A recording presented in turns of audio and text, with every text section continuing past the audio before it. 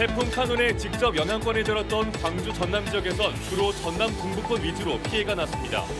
주택이 무너져 한 명이 다쳤고 강한 바람에 간판과 창문이 떨어져 나가기도 했습니다.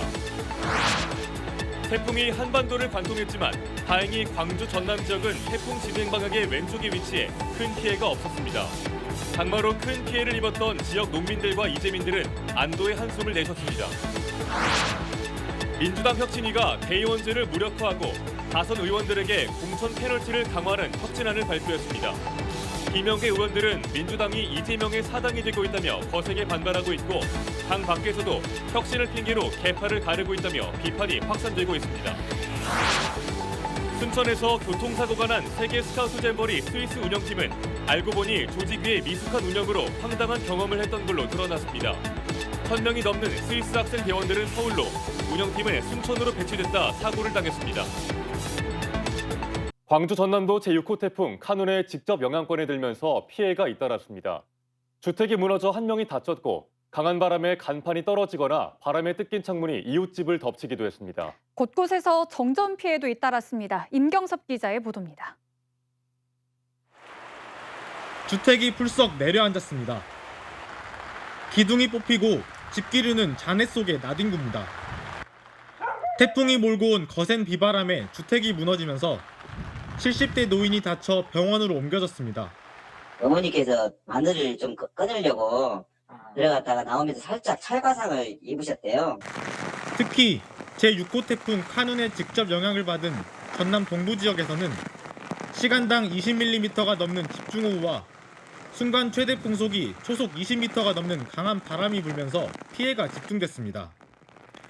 여수시 미평동에서는 바람에 뜯긴 창문이 이웃집을 덮쳤습니다. 새벽 3시 40분경에 막 쏟아지는 소리가 나더라고. 나는 전주대가 부러진 줄 알았어. 내가 나와서 보니까 여기서까지 저 물장이 이렇게 날아와서 막아져갖고 있더라고. 고흥과 여수 등에선 비바람에 벼 185.5헥타르가 쓰러졌습니다. 태풍이 몰고 온 강한 비바람이 농경지를 휩쓸고 지나가면서 이렇게 벼들도 쓰러졌습니다. 강풍 피해는 광주와 화순에서도 이어졌습니다.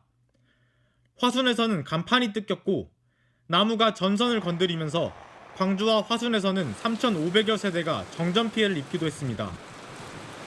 하루 동안 광주 전남에 접수된 태풍 관련 피해 신고만 70여 건에 이릅니다. 광주와 무안, 여수공항에서는 항공편 결항이 잇따랐고 전남 53개 항로에서도 여객선 운항이 전면 중단됐습니다. KBC 임경섭입니다. 이번 태풍으로 역대급 피해가 예보되면서 가장 마음 졸였던 건 지난 장마로 큰 피해를 입은 농민과 이재민들일 텐데요. 다행히 큰 피해는 없이 지나가면서 한시름은 덜은 모습입니다. 고영민 기자입니다. 비닐하우스에 가득한 초록빛 방울토마토. 한 달간 이어진 장마로 망친 농작물을 갈아엎고 새로 심은 건데 태풍으로 추가 피해를 우려했던 농민은 안도의 한숨을 내쉬었습니다. 카눈이 너무 세다해서 겁도 많이 먹고 밤잠을 조금 자고 열심히 단돌이해서 오늘 무사히 태풍이 잘 지나가서 너무너무 좋습니다. 지난달 폭우로 제방 수십 미터가 무너진 광주 북구 석곡천.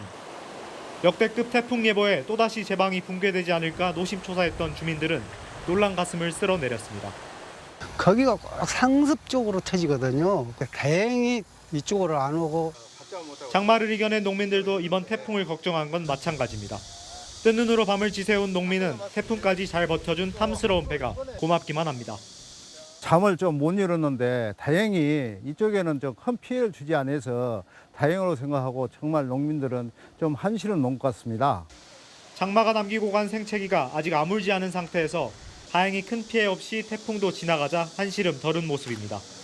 태풍의 영향권에서 벗어나면서 광주 전남에 내려졌던 태풍특보도 전면 해제됐습니다. 해상에 발효된 풍랑특보와 전남 일부 시군에 내려진 강풍특보도 밤사이 모두 해제될 전망입니다. KBC 고영민입니다. 민주당 혁신위가 비명계의 강력한 반대에도 불구하고 대의원제를 무력화하고 현역 의원들에게 공천 페널티를 강화하는 내용의 혁신안을 발표했습니다. 비명계 지역 의원들은 민주당이 이재명 사당파로 더욱 고착되고 있다며 거세게 반발하고 있는데요. 민주당 개파 전쟁의 최고조에 이를 것으로 보입니다. 구영슬 기자가 취재했습니다. 더불어민주당 혁신위원회가 당대표 선출에 대의원의 투표권을 없애고 권리당원과 여론조사만 7대3으로 반영하는 안을 내놨습니다.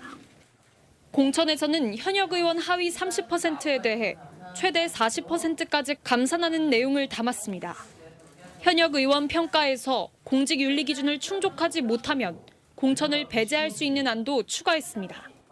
수차례 의원직을 역임하시고 의회직과 당직을 두루 맡으시면서 정치 발전에 헌신하신 분들 중에서 이제는 후진을 위해 용퇴를 결단하실 분들은 당의 미래를 위해 과감히 나서주시기 바랍니다.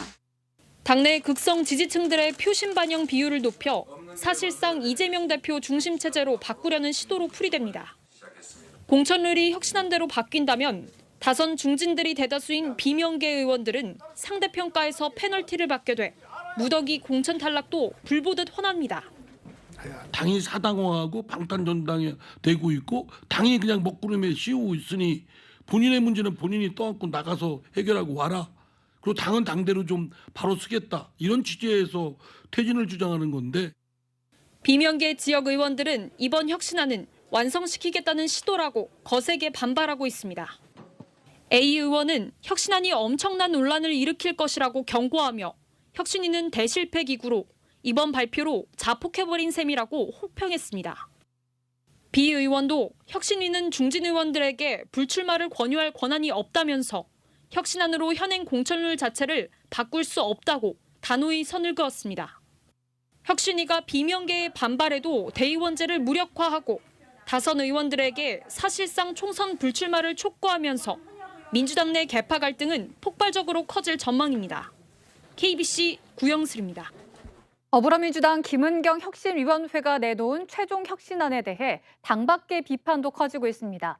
혁신을 핑계로 개파를 가르고 이재명 대표 체제를 강화하기 위한 김은경표 방탄이라는 혹평까지 나오면서 혁신안이 공허한 메아리에 그칠 것이란 전망에 무게가 실리고 있습니다. 이상환 기자의 보도입니다. 사실상 대의원 제도를 폐지하고 권리당원에게 힘을 실어주는 것이 핵심인 김은경 혁신위원회의 최종 혁신안. 강성당원의 영향력을 강화해 이재명 대표 체제를 공고히 하는 사당화 혁신안으로 해석되면서 비명계의 거센 반발을 사고 있습니다. 여기에 여당과 당 밖의 비판도 쏟아지고 있습니다. 혁신안이 이재명 대표 강성 지지층의 요구만 반영해 지나치게 한쪽으로 치우쳤단 겁니다. 친 이재명 쪽에서 원하는 그림을 끼워 맞추려는 그런 생각이 든다. 아무리 좋은 제도도 한쪽이 불리하게 되는 제도는 결코 성공하지 못한다. 저는 그렇게 보고 있거든요. 여당은 민주당이 택한 혁신이 결국 김은경표 이재명 방탄이라고 혹평했습니다. 김은경 혁신위는 이재명을 위한 혁신안을 발표하고서 활동 마무리라는 이름으로 주랭랑을 쳤습니다. 김은경 위원장의 혁신안이 개파 갈등에 기름을 부은 데다 이미 노인폄하 논란 등 이딴 설화로 동력을 잃어 말뿐인 혁신안에 그칠 것이란 전망도 제기됩니다. 김은경 혁신위원회가 힘을 잃은 상태에서 개파 간의 이 혁신안과 관련해서 의견이 엇갈리기 때문에 받아들여지는 미지수라고 이렇게 생각을 합니다. 혁신안이 국민들의 요구가 아닌 당권에 매몰된 사안이란 지적까지 나오는 가운데 혁신안을 논의하게 될 오는 16일 정책의총이 민주당 개파 갈등의 분수령이 될 전망입니다. KBC 이상환입니다. 1박 2일 일정으로 광주를 찾은 전현희 전 국민권익위원장이 지역의 민심을 듣고 윤석열 정권과의 투쟁 의지를 강하게 밝혔습니다. 전현희 전 위원장은 오늘 오전 국립 5.18 민주묘지를 찾아 참배한 뒤 광주 지역 민주당원들을 만나 민주주의와 법치주의라는 헌법적 가치를 지키기 위해 감사원의 탄압에 맞서 싸웠음을 강조했습니다. 한편 전 위원장은 어제 민주당 광주시당에서 나는 왜 윤석열 정부에 맞서 싸웠는가를 주제로 강연회를 갖고 내년 총선에 출마의 뜻을 간접적으로 내비쳤습니다.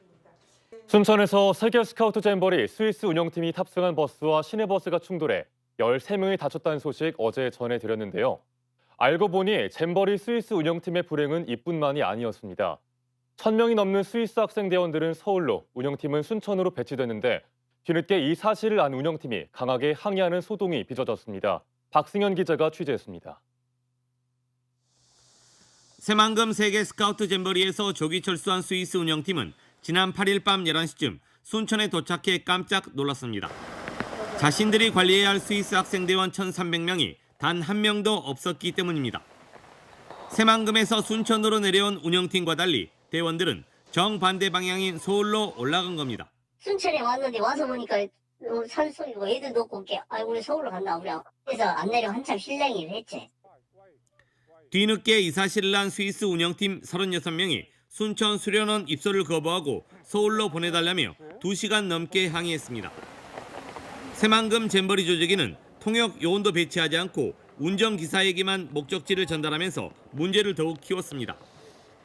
순천시가 다음 날 서울로 데려다주겠다고 약속한 끝에서야 이들을 겨우 설득할 수 있었습니다.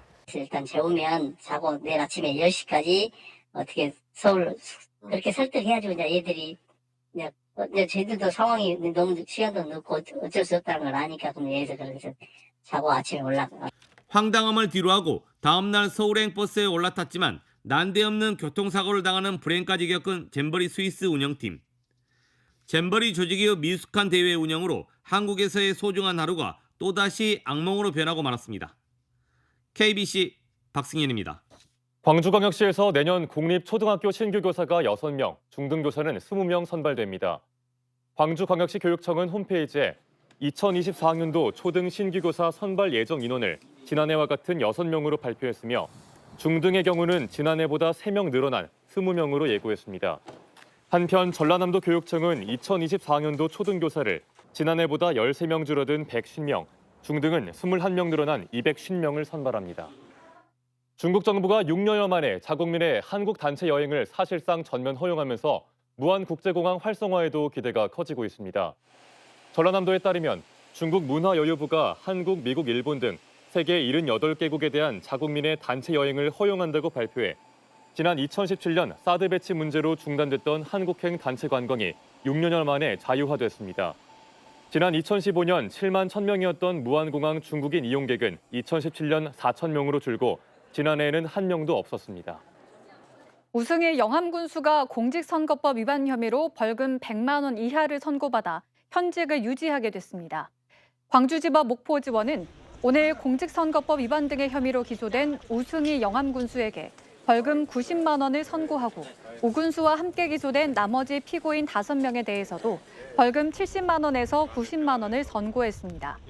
오 군수는 지난해 6일 지방선거를 앞두고 열린 민주당 후보자 선출 과정에서 권리당원들에게 허위 응답 요구와 이중투표 권유, 그리고 권리당원 모집 과정에서 친척에게 주소지를 허위로 기재하게 해 선거에 영향을 미치게 했다는 혐의로 기소됐습니다. 택시기사에게 자신의 신체를 만져달라고 한 20대 여성 승객에 대해 경찰이 강제추행 혐의를 적용했습니다. 여수경찰서는 지난 5월 24일 새벽 여수시 학동에서 50대 남성 택시기사의 팔을 잡아 자기 허벅지로 끌어당기며 만져달라고 요구한 20대 여성 승객을 강제추행 등의 혐의로 입건해 조사하고 있습니다. 이 여성 승객은 경찰 조사에서 술을 마셔 기억이 나지 않는다고 진술한 것으로 알려졌으며 경찰은 조사 결과를 토대로 폭행 혐의 적용도 검토할 예정입니다. 붕괴 참사가 발생한 학동 4구역 재개발구역에서 불법 브로커로 활동한 문흥식 전 5.18 구속 부상자 회장에 대해 검찰이 중형을 구형했습니다. 검찰은 광주지법 형사 4부 결심 공판에서 지난 2015년 9월부터 4년간 학동 4구역 재개발 정비사업 수주에 힘을 써주겠다며 업체 4곳으로부터 모두 12억 9천만 원을 받은 혐의로 기소된 문 씨에 대해 징역 7년과 추징금 9억 9,500만 원을 구형했습니다. 앞서 1심 재판부는 징역 4년 6개월에 추징금 9억 7천만 원을 선고한 바 있습니다. 강기정 광주광역시장이 광주군공항 이전 특별법 시행령에 국무회의 의결 환영 입장을 밝혔습니다. 강기정 시장은 오늘 입장문을 내고 시행령이 광주시의 보완 요청 사항을 반영해 지자체의 부담이 크게 완화됐다고 평가하면서 광주와 대구의 연대와 협력이 빛을 발한 결과라고 밝혔습니다. 이어 광주시는 특별법 시행을 기점으로 정부, 전남도 등과 적극적으로 협력해 시민 수건인 군공항 이전을 더욱 속도감 있게 추진하겠다고 강조했습니다.